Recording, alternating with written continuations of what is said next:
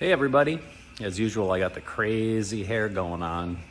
I am filling my water tank right now for my last brew of the season, which is Kolsch.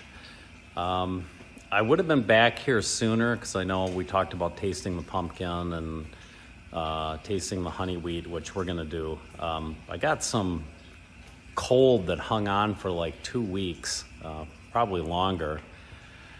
So I'm finally over the edge on that, and yesterday I made the jalapeno beer, and I'm going to attach a picture down below of the jalapenos on the stove. What I basically did was I drew about 3 cups of beer out of my bottling, out of the secondary.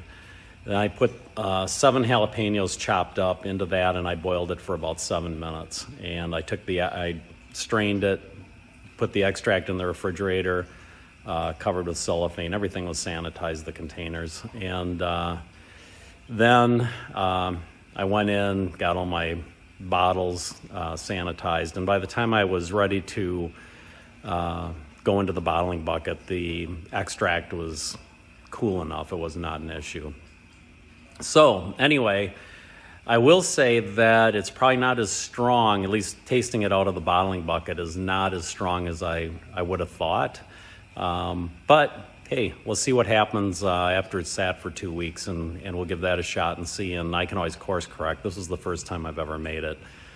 So I was very curious to see how it turned out. I got to keep an eye on my gauge so I don't spill over. So that's kind of where we're at.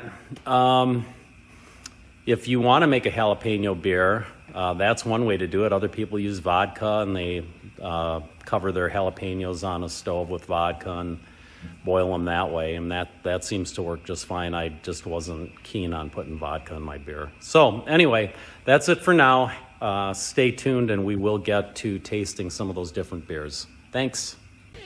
This has been a Matty Boy presentation. Say bye-bye, Matty. Bye-bye.